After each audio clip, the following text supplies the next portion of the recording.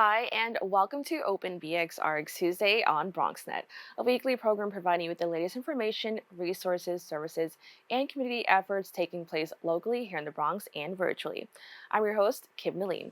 Coming up, there's been roughly 200 related fires in New York City due to e-bikes, causing many people in New York City to become concerned for their safety and the safety of others. Joining me later to discuss these concerns and how you can prevent an e-bike fire is an auto reporter for Consumer Reports. What can you do to protect yourself and your loved ones from an e-bike fire? Then on Friday, November 11th, a federal judge in North Texas ruled that President Joe Biden's student loan forgiveness program is unlawful. Many attempts have been made to block this program, but this is the first time we are seeing a ruling go through. A senior economist at LendingTree and student loan expert joins me later to discuss this ruling. Why do people think the debt relief program is illegal? After that, 26.2 to Life is a documentary exploring the lasting impact of incarceration and explores the darker side to life in prison. Joining me to discuss her latest documentary is producer and director of 26.2 to Life. What was the inspiration behind 26.2 to Life? And finally, Governor Kathy Hochul announced New York State commits $2.4 million in funding to help bring more diversity to AMSNY medical program. Joining me to discuss this grant is President CEO of AMSNY. So please stick around. Open BxRx Tuesday starts now.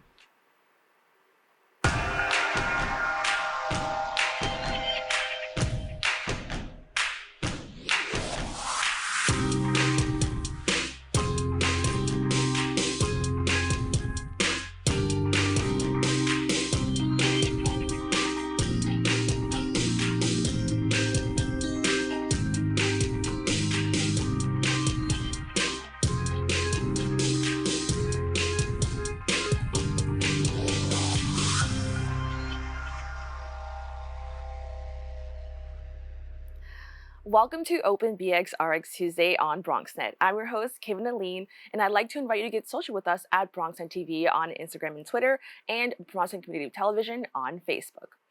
Earlier this month, residents in a high-rise Manhattan building experienced a life-threatening fire, injuring over 30 people.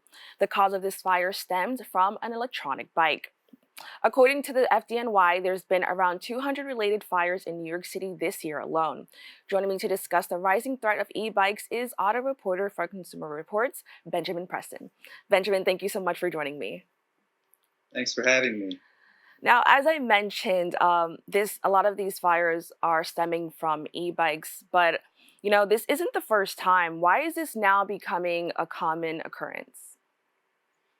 Well, e-bike sales have been rising pretty steadily over the years, and within the last couple of years, especially since the pandemic, they really skyrocketed. I talked to some manufacturer groups and some bike shop people, and the story that they're telling is that some of the older bikes that might need new batteries, those are the ones that are going to be most subject to fires. The brand new bikes that come from a factory with quality controls are far, far, far, far less likely to catch on fire. And the FDNY has even put out a list of recommendations of how to prevent these fires. And they really have a lot to do with what kind of batteries you're using, how you're charging the bikes, and that kind of thing, where you're storing them. And there are a number of ways that you can avoid this sort of thing. And I think that, in the city where you see a lot of older bikes, you get a lot of delivery riders that ride them. They've been riding e-bikes for years now, like well over a decade, probably 2 decades. And, the batteries wear out after a while, and it's really easy to just go on Amazon and buy the cheapest battery possible, but it's probably not the best option. I'm so glad that you're bringing up the batteries because that is seemingly the real culprit. So it's not the e-bike itself, it's really the lithium ion batteries. But so many household items rely on these types of batteries. Should people be worried just in general if they are using any appliances or anything that uses those types of batteries? Generally, no. The batteries that come with products are thoroughly tested and they go through quality control. And if it's an approved product, it shouldn't catch on fire. I mean, obviously, if a battery gets damaged and if it gets crushed or something like that, or gets heated up by some other heat source, if it's involved in an unrelated fire, that can be a problem. But generally, people don't have problems with it. If you remember, years back, there was that issue with the Samsung phones where there was a quality control issue with the lithium-ion battery in the phone, and some of them were catching on fire, so they recalled it. But you haven't heard anything about that in quite some time because people generally don't replace the batteries on their smartphones. So you're not seeing aftermarket battery explosions or anything like that. Okay, I'm so glad that you brought that up because I actually do remember that being a thing, and nobody was ever afraid to like buy a phone. So, do you think that the same thing should apply to the e-bike? Like, should people be afraid of like buying these e-bikes? I don't think people should be afraid of buying e-bikes. No, I think that people should be very careful if they have to replace a lithium-ion battery, regardless of the product that it's in, that they're getting the highest quality product they can get. It's basically one of those deals where if you can't afford to buy the manufacturer part, you probably should just maybe not get another battery because some of the aftermarket batteries are just poor quality, and if the electronics inside go bad or the cells are of inferior quality or whatever, that's the thing that can cause a fire, and the FDNY has said that. So I'm really glad that you brought up the term aftermarket batteries. This is the first time that I'm ever hearing something like that. Can you just explain what they are and why we should stay away from them? Sure. As someone who tinkers around with things a lot, I buy a lot of things on Amazon or eBay or whatever, and you can get a lot of parts that come directly from a factory overseas. And when a manufacturer builds a product and it has a battery in it, they're going to have control over the manufacturing process of the battery that goes into their product. So there's going to be a standard that has to be met when that product comes out. Whereas if you buy the cheapest thing off of Amazon that's coming direct to you from a factory that the manufacturer might not have a relationship with, or maybe they're just direct to consumer, you never know what you're going to get, and that's a problem. I'm a volunteer firefighter out here on Long Island, and I went to a lithium-ion battery seminar, and they talked about this.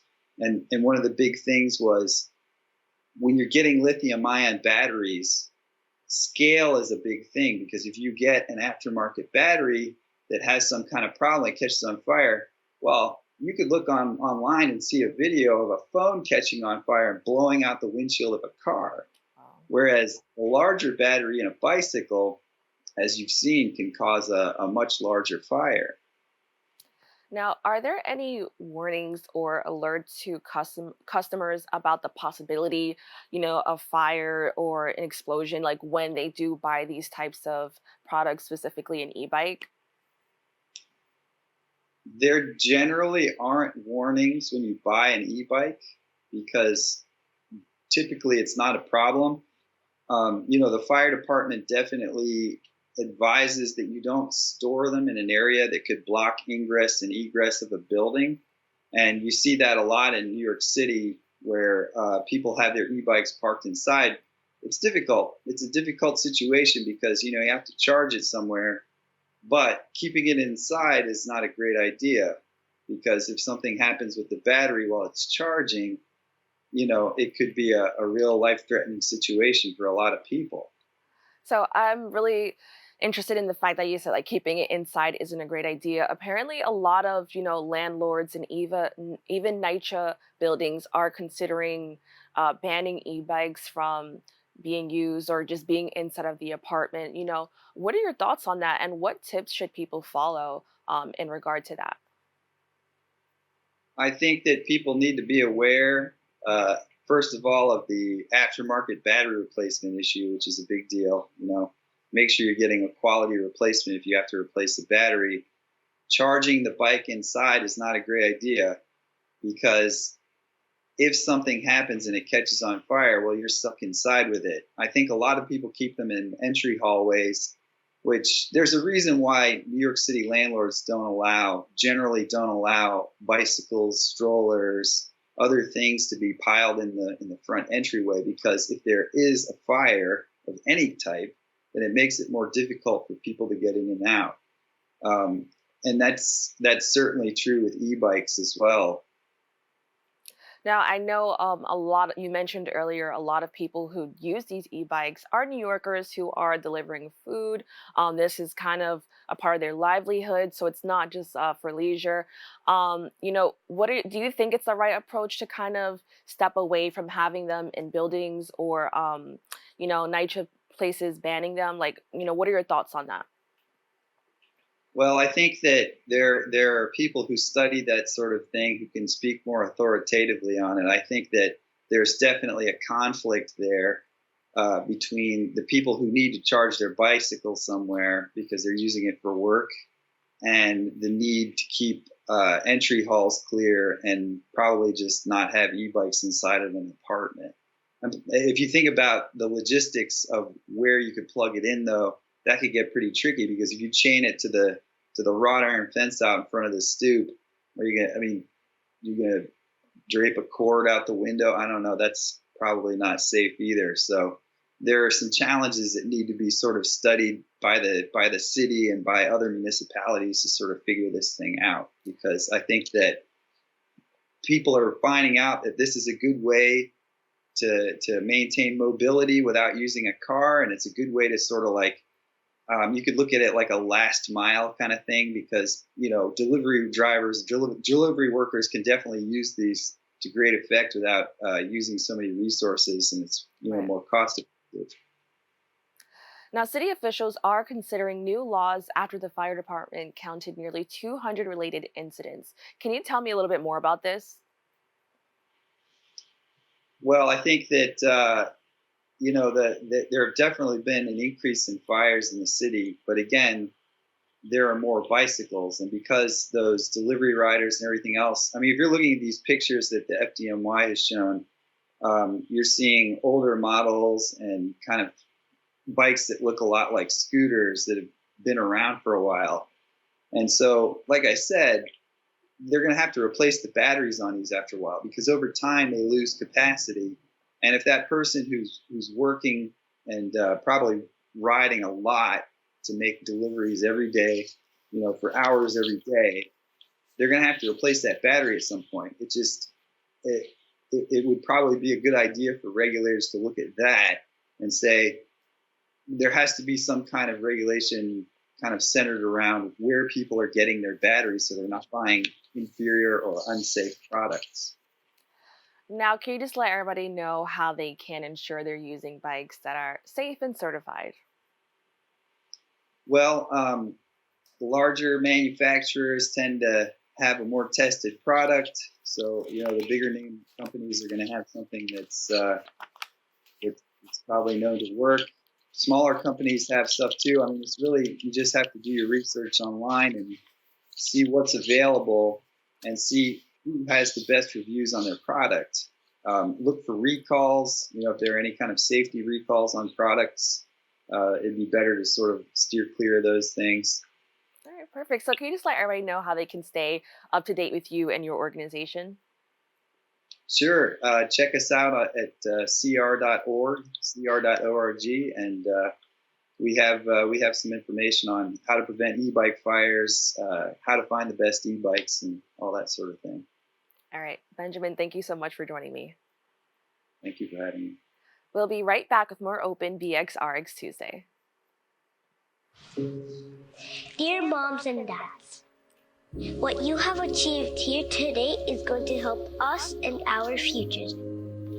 It is why we are coming up on stage to collect your diplomas. Mom, we love you always.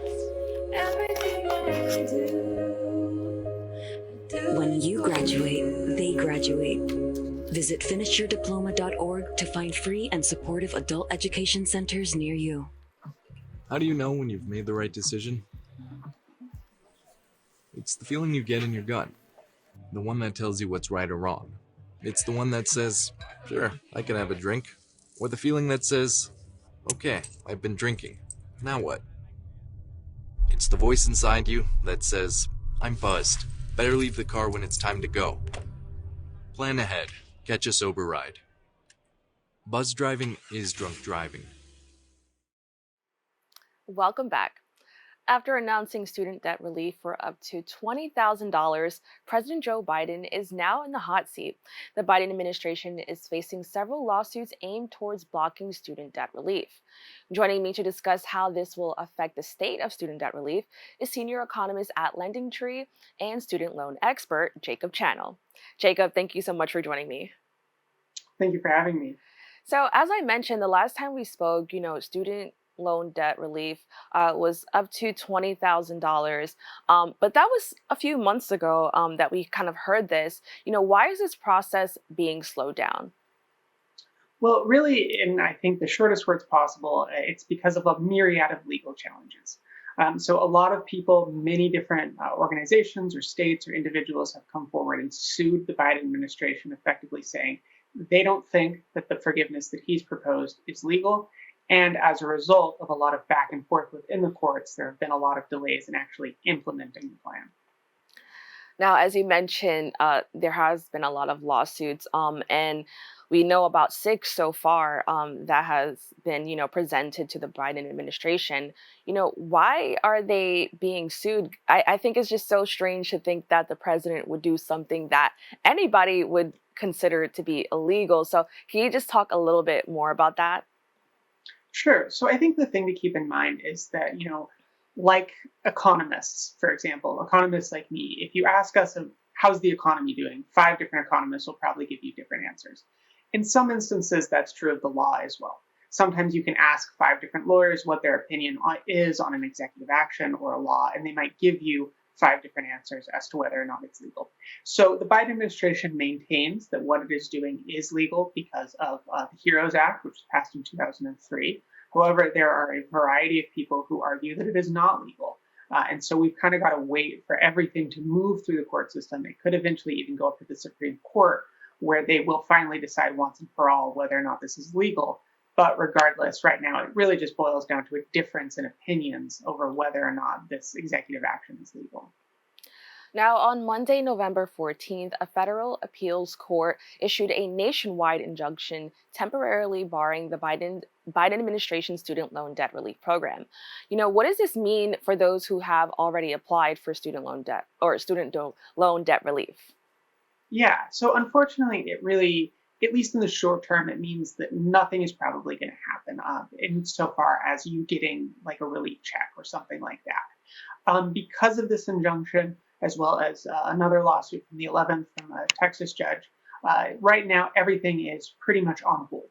The Biden administration, like I said earlier, they maintain that what they're doing is legal, so they are going to appeal this.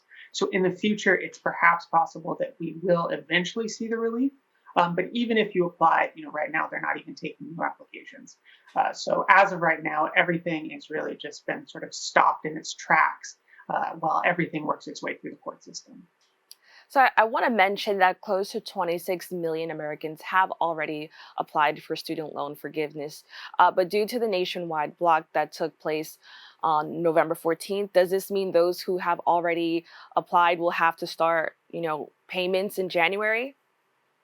As things currently stand, the answer is probably yes, at least insofar as the Biden administration has announced that January will be the end date of the student loan payment pause, which has been in effect since March 2020. Now, with that said, I think that there is a pretty good chance that they're going to push that date back, at least while everything kind of works its way through the courts. I can't guarantee for sure they're going to do that, so everyone should prepare to resume making their payments when January comes around, and that means right now budgeting for those payments. But it is something that could potentially end up being delayed even further just because everything is such a mess right now. Now, I quickly want to say, did you possibly see this coming? Because I remember the last time we spoke, you did say that, you would advise people to start preparing to make some sort of payment. So can you just talk about, why you said that the last time and your thoughts on that now? Certainly. So there are two big reasons. First, even if you qualified and did receive up to $20,000 worth of student loan debt forgiveness, there are a lot of people for whom that's not going to completely wipe out their balance. So they'd still owe money on something that was left over. However, the other thing is that I think based on how many of the courts in this country are made, based on who's sitting on them as judges, there are a lot of conservative judges. And from the get-go, conservatives weren't particularly thrilled about this executive action. So I think as a result, it was always probably going to be a very legally contentious battle between the Biden administration, between conservative groups who want to stop this executive action from going through. Again, I can't predict the future. I really wish I could say for certain, here's what's going to happen. But at least in the meantime, because everything is so up in the air, I always say you should hope for the best while preparing for the worst. And this is a great example of that. And in this case, preparing for the worst means preparing for your payments to resume, which is why you should be budgeting and paying attention to what you owe right now, so you're not blindsided if and when payments do start happening again. Now, prior to the 14th, a few of the lawsuits were rejected due to lack of legal standing. Why were some of the lawsuits being rejected? And can you just talk a little bit more about, the background in that? Yeah, so again, this kind of goes back to how different judges, different lawyers might have different opinions on what is or isn't legal or what does or does not have standing. A lot of the earlier lawsuits, like you pointed out, were rejected because they didn't have legal standing. But because of how the appeals process works in this country, you can say, okay, this judge doesn't agree with me. I'm going to appeal to a higher court.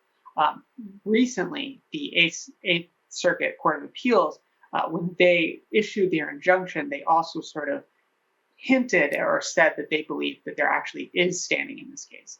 So in that instance, they kind of overrule lower courts. Eventually, this could make its way up to the Supreme Court, and they will have the final say as to whether or not this does have standing or doesn't have standing.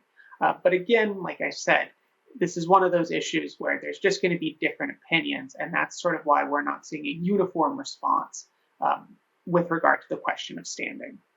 So I want to talk about the difference of opinions in this country because many Americans have fought for, just student loan debt relief. But, why are there so many people against this?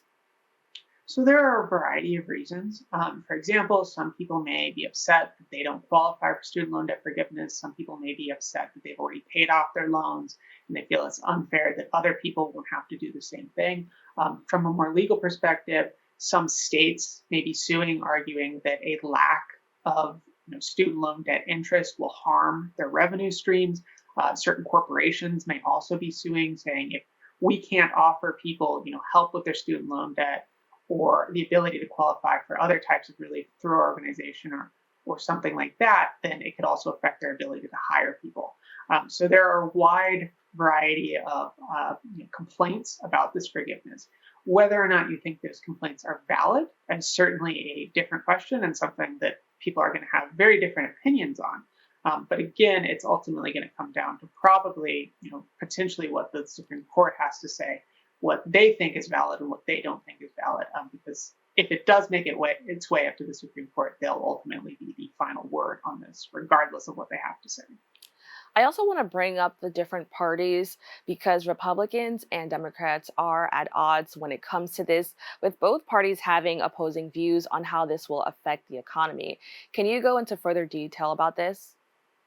Yeah, so the more conservative angle would say that because inflation is already so bad, if you're giving people extra money, like by forgiving their student loans, it could actually make inflation worse because people have more money to spend. On the other end of the spectrum, more left-leaning people might say that this is actually going to help people because it'll boost their savings, which is needed, especially in a period of high inflation. And also, it can help people better save for something like a down payment on a home. Because after all, if you're not making a student loan debt payment, you've potentially got a few $100 extra a month that you can use for a variety of purposes. In terms of my personal view on this, I don't think that it's going to have, at least in the short term, a particularly profound effect on the economy.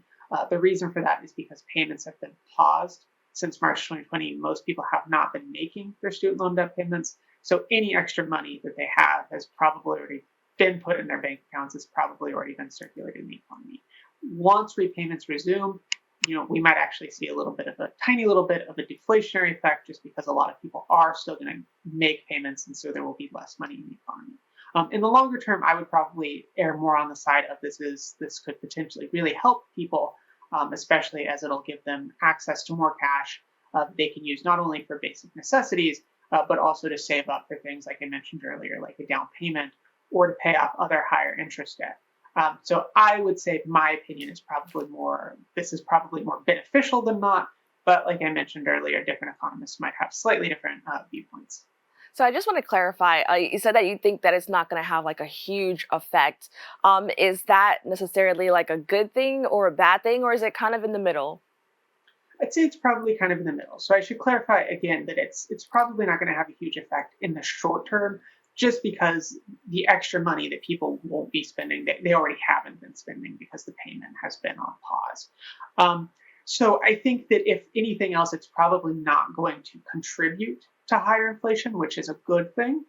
With that said, depending on how much longer the court battles last, there could be other challenges. For example, some people might have issues making payments once they resume. So that could be kind of more of a bad thing. And again, to reiterate, I think that in the longer term, if this really does go through, I think it would probably have a more positive effect than anything else, just because it'll give people access to more money that they can use for other important things, like I keep saying, like a mortgage or something like that. Now, I know that a lot of stuff with this is changing so rapidly. Can you just let everybody know how they can actually stay up to date with this story and kind of know what's going on when it comes to student loan debt relief? Yep, absolutely. So I think really the best way to do it is probably just to keep to keep checking in on studentaid.gov. That's the government website for student aid for the Department of Education. They often, they'll post announcements there. If you've applied for debt relief, keep an eye out on your email. They'll be sure that it is from a .gov address. Don't fall victim to scammers, because they are out there, especially right now. So I would say just keep an eye out on things. And the other bit of advice is don't doom spiral. I know it can be really tempting when things aren't necessarily going your way, where everything is kind of in the air, to think, oh God, the world is ending. The reality is nobody knows for sure what's going to happen here. So right now, there's no sense in panicking about something that you can't control. Instead, like I mentioned earlier, just try to budget, try to figure out how you can make your payments. And if you think you're going to have trouble, do get in touch with studentaid.gov right now and figure out if you maybe qualify for other types of relief programs that are separate from this, or income-based repayment programs. Don't wait, because the longer you wait, the harder things are going to be if and when payments do resume. All right, Jacob, thank you so much for joining me. Thank you. We'll be right back with more Open BxRx Tuesday. Got my heart out there in the open. Trees make you feel smaller. Can't help but get lost again. Feel the beat of nature at a park or forest near you. Find a forest and music inspired by nature at discovertheforest.org. You can now watch MNN, Brick TV, QPTV, and SIC TV on BronxNet. Tune into BxOmni, Channel 67 Optimum, 2133 Files during most Sunday evenings. We'll show you some amazing content from our friends at Manhattan Neighborhood Network, Brick TV in Brooklyn, Queens Public Television, and Staten Island Community Television. Every borough represented in the Boogie Down. Epic partnerships for the ages. And catch our new Next channel, produced in partnership with MNN, 24/7 on BronxNet Channel 952 Optimum and 2138 Fios. Jason, let's go see your room.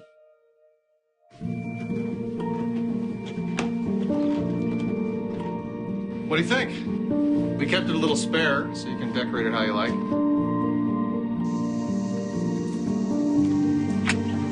Dinner! Oh, excellent. Sorry for his fun. Yeah, I saw you guys out there.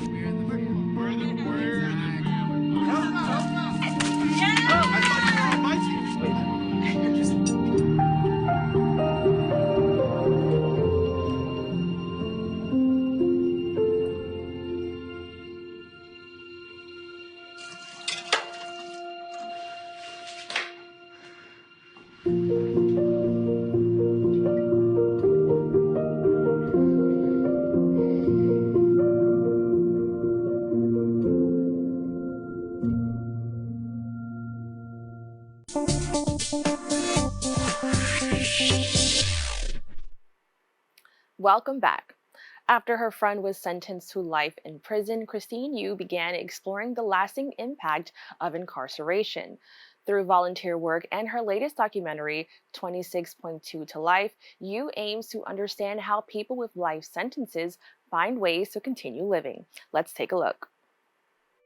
Listen up, everybody. 6-minute run. I want you to go all out. 3 minutes down. Push it hard. 3 to go. Look at statistics. It's less than 1% of the population has ever finished a marathon. Typically, I don't question any of the inmates about their crime. It really doesn't matter much to me what they've done in the past. What matters to me is what are they doing now and what are they going to do in the future. When I was growing up, I never thought I would ever end up in prison. Never ever thought about even coming to prison. And one day, after working and drinking, I saw her while she was pregnant and she had to go have a C-section. The baby ended up dying 28 days later of an infection. I said, I deserve to die. I deserve to be in prison for life. Since he died, now I'm paying for it. There's no reason that he's in there for as long as he is. That's all his choice.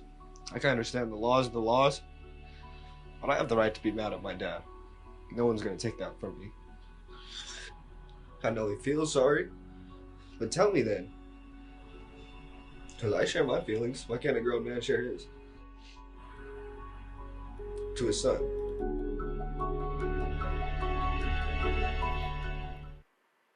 The director and producer of the film joins me now to discuss 26.2 to Life and her journey bringing these stories on screen.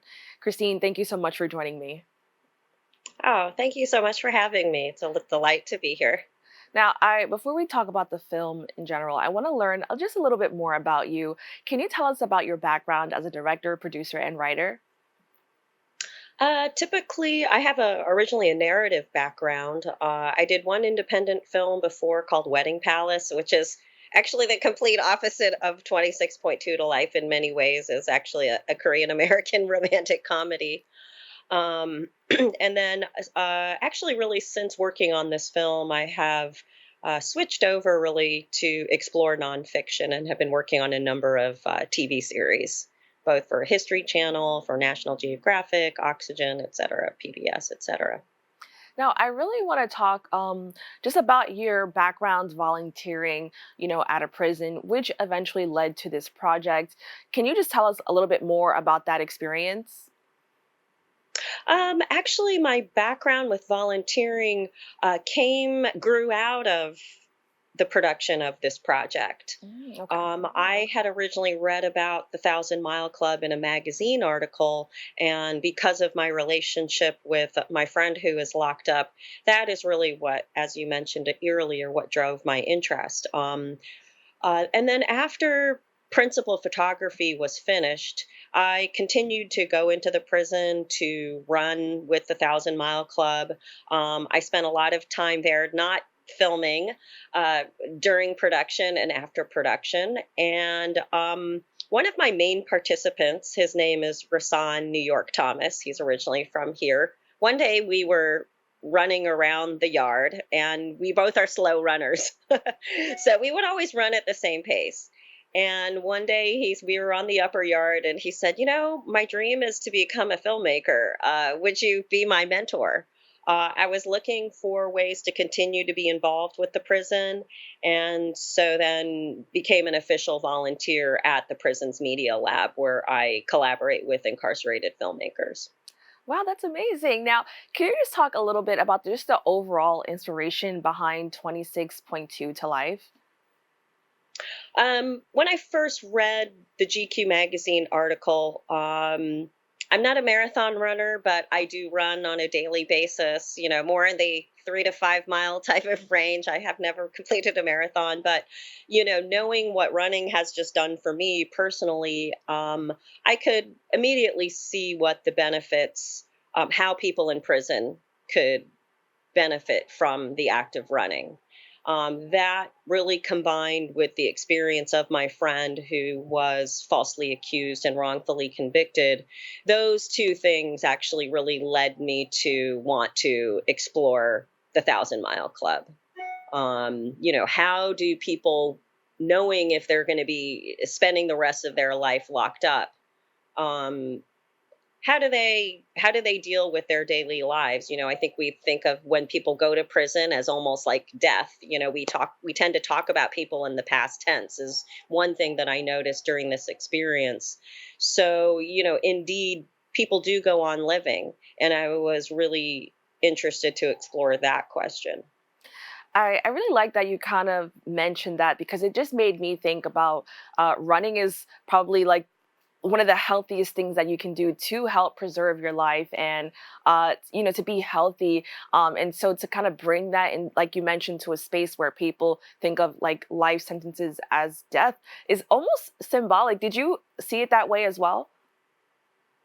Well, I mean, in the beginning, no. And one of the things that the coaches would tell me is that most of the people who sign up, who originally begin running, most of the people are doing it for health reasons, to lose weight, to just be in shape. But the reason why they stay, and the reason why it's become the most popular athletic program at the prison, is because it's a community of people, in an environment where people live segregated along racial lines. This is a community of people that is very diverse, consists of all races, and having that ongoing community engagement with the coaches who are volunteers who come in from the outside.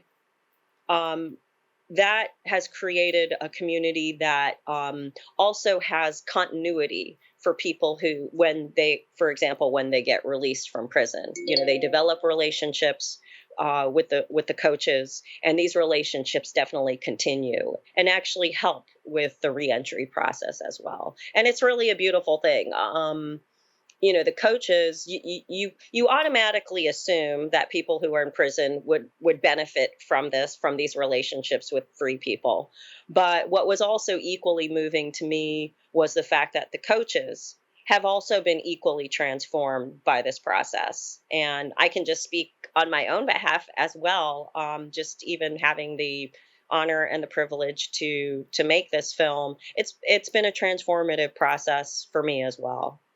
Now, I want to talk about the film because I understand that it also explores a darker side to prison and, what some of the people did to get there. We kind of heard a little bit about it in the trailer. Now that you had time to reflect, what was that experience like? It was really tough. There was, the policy of the Thousand Mile Club of the coaches is not to ask people their crimes. The coaches meet the guys on the track for the people that they are today. And the coaches make that very clear. However, as a filmmaker, as a journalist, as someone who wants to get to the truth, I was really interested in exploring both figuratively and literally what brought these men to the starting line at San Quentin. And I would ask that and kind of, let the guys take that question where they wanted to. But I thought it was very important to explore their criminal background. I just certainly didn't want to shy away from it. Now, what did you want people to know about this particular prison or just about people who have been incarcerated in general? What I'm hoping that we can actually do with this film is promote the idea, to show the idea that community engagement works. There is a quote from Nelson Mandela. He said that in order to really know a country, we need to go inside its prisons.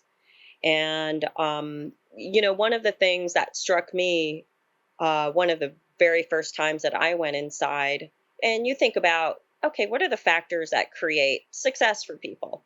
It's usually access to education, some kind of mentorship, or family relations, an intact, supportive circle.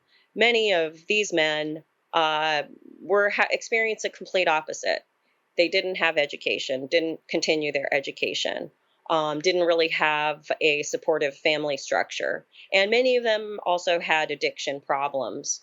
So there are certain patterns that become immediately available. And I really hope that this film will encourage people to want to explore these issues. And we really want to actually, not that running is necessarily the answer to mass incarceration, but the idea that volunteers go inside the prisons, real change, as we know, happens from the ground up. And what I've seen Coach Frank Rona do with his community and helpers and volunteers, it may not necessarily change the quote unquote the prison system. I mean, we're talking about obviously millions of people here, but they are making an individual impact that has a ripple effect. And I have seen for myself how lives have changed. I do want to just, and I think that's equally as important. I just want to interject and let everybody know that the doc will be available online for screening until November 27th. Can you just let everybody know where they can go to see it? Yeah, sure. It's part of this year's Doc NYC. We just had our worldwide premiere this past week, and the film will be available virtually through the Doc NYC portal to November 27th.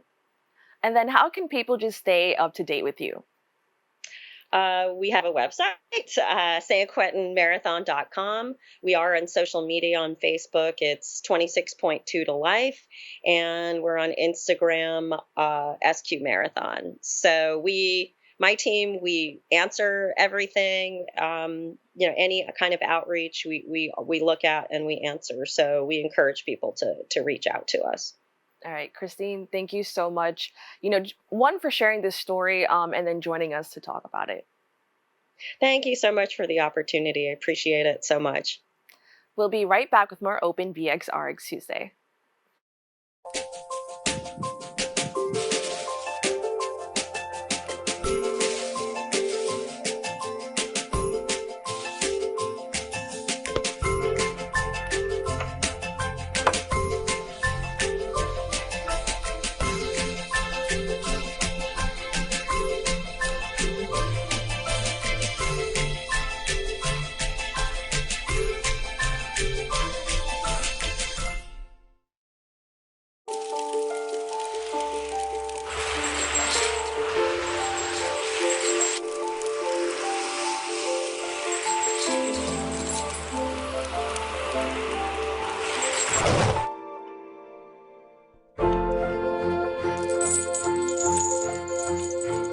Did you know dragging chains can spark a wildfire?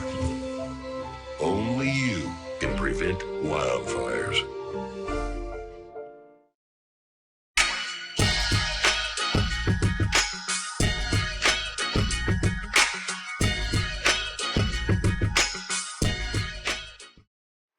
Welcome back.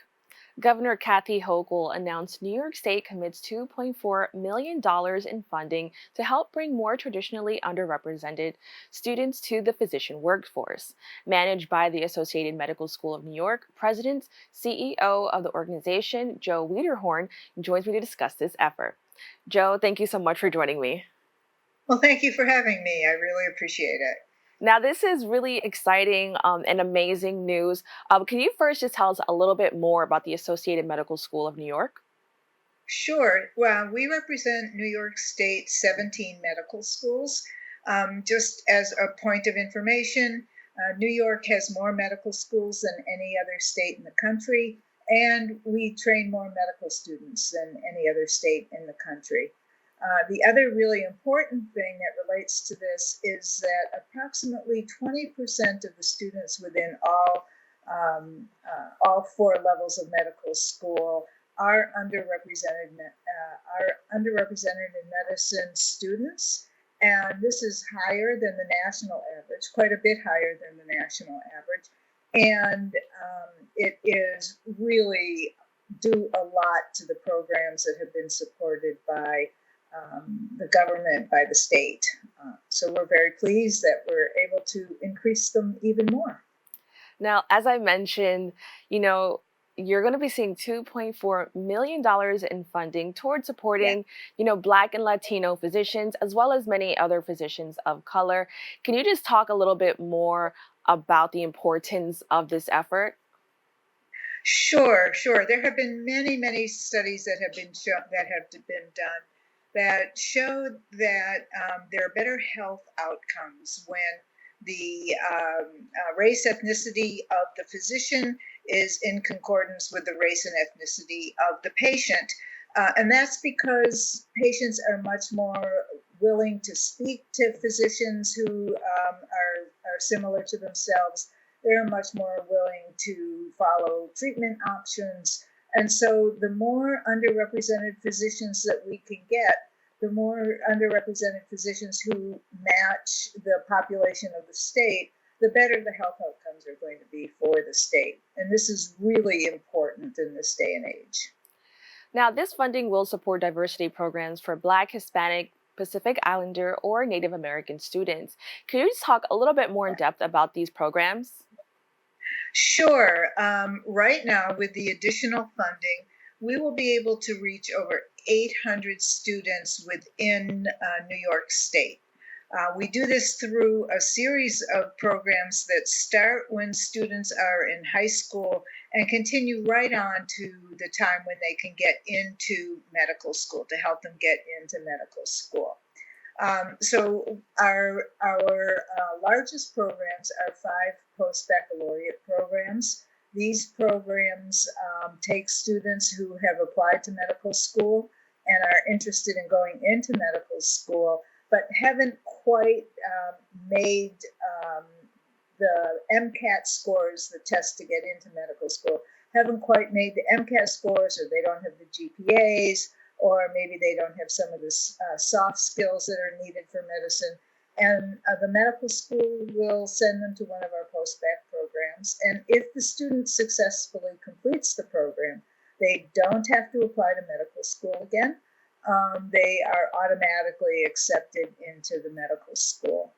Our first program was started in 1991, and there are now over 700 practicing physicians, and these are students who otherwise hadn't gotten into medical school. Wow, that's truly amazing. I'm so happy you shared that. Now, as you mentioned, it is going to be helping 800 students or over 800 students, which is like a huge accomplishment.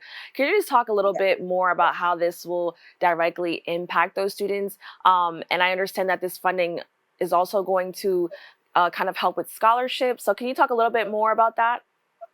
Sure. So first, the 800 students. Our biggest group of students are at the CUNY School of Medicine. The CUNY School of Medicine is a BSMD program. Students enter that school directly from high school. So needless to say, it's quite a shock going directly from high school into medical school. And so there we support an academic learning center.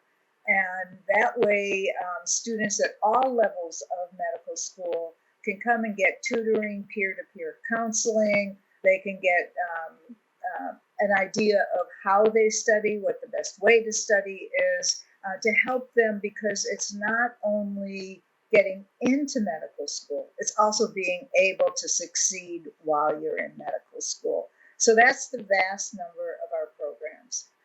We also provide programs for mentorship, where funding for mentorship programs where there are students in medical school who get paired with mentors, another vital aspect of retaining students in medical school. It's also a vital aspect of getting students into medical school, so students can see that there are physicians out there who've been through experiences similar to theirs, who have made it through those experiences and are succeeding. So they become role models for students. And then we also have MCAT training. A lot of the funds go for MCAT training. So students are prepared to take these tests. They're very rigorous tests. And unfortunately, even though a number of schools are moving away from using MCATs as a means to determine who's going to enter medical school, 90% of the schools still use them. And they're important because Some of our medical schools will get 4,000 applications for 150 slots. So you have to really be able to, shine through the other 3,950 applications. Right. You're I'm sure interested it in is going. like really competitive field. I also want to bring up the fact that according to the Manhattan Times News, only 12% of physicians in New York are Black or Hispanic. Could you quickly, for those who are probably just not familiar or don't understand, could you just explain why we see that disparity? Well, I think a lot of it has to do with the fact that until, about 15 years ago, there wasn't really a large effort of trying to get underrepresented students into medical school.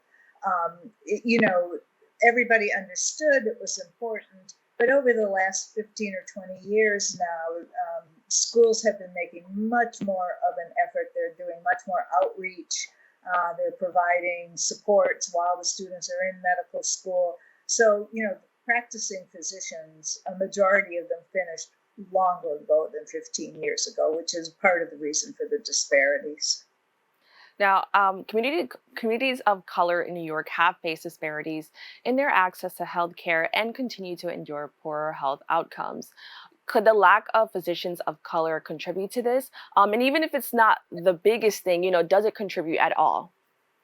Oh, absolutely. Absolutely. It goes back to what I had initially said, which was patients who are underrepresented and they feel more comfortable if they're talking to physicians who look like them, physicians who've had similar experiences, physicians who oftentimes will speak the same language. That's a huge issue. If you don't have, if you have to have an interpreter, if you have to have your child or your grandchild in the room with you, with the physician to explain what's going on. People are not that comfortable just talking about their ailments through their children or, to their doctors. So when that concurrence occurs, health outcomes are so much better. That's amazing to hear. And I can imagine how that would work. If you're going to your doctor and they say you have to stop eating food, but maybe that's a cultural food. If it's somebody who, can relate to you, they can probably give you similar alternatives. So hearing Exactly. that, I can definitely see that being the truth. Now, our society is also currently having discussions on racial bias or medical racism within the healthcare system. And I feel like this effort puts the focus on the health professionals. Do you think this could help with eliminating, those issues that we're seeing in the healthcare system? Yes, absolutely. Because I think, first of all, you get people who are different from you, no matter what field you're in. And your knowledge of people and your knowledge of their culture, of how they think, what what's important within their cultures expands. And once knowledge expands, racism and cultural biases decrease. So I think that is an extremely important part of what's happening within medical education now. The expansion of the students, of the backgrounds of the students who are in medical school, I think that will really help with the racism and the structural racism that is occurring within healthcare. But let's remember, this has been going on for years and years and years, and we are just at the beginning of trying to combat this problem. So it's not going to go away overnight, but it will improve. The more underrepresented students we get, the more underrepresented physicians we have. The lesser the decrease will occur in terms of structural racism. Now, can you just talk a little bit about the challenges Black and Hispanic students face in health education? Because you mentioned that, of course, getting into medical school is important, but staying and succeeding is also just as important. So can you talk about that? Sure. That's why things such as mentorship programs, there are societies within medical school and upon graduation from medical school, which help support underrepresented students.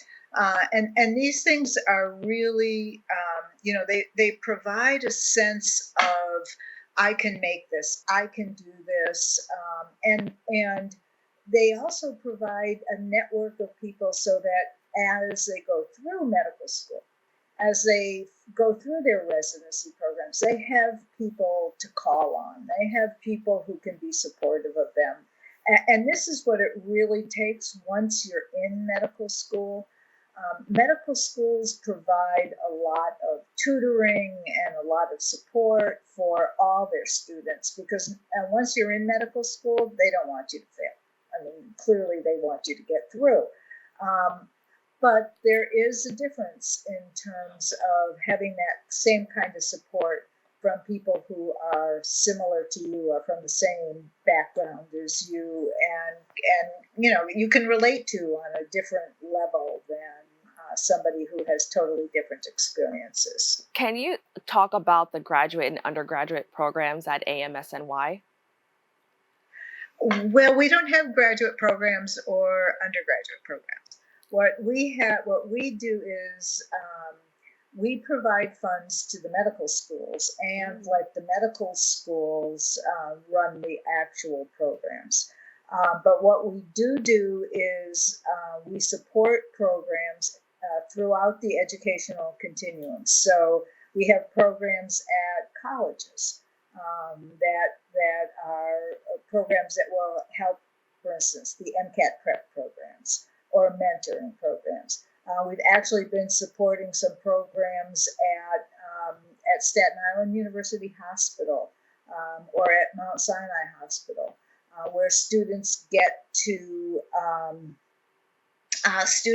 go in and do research, because research is a very important part of medical education.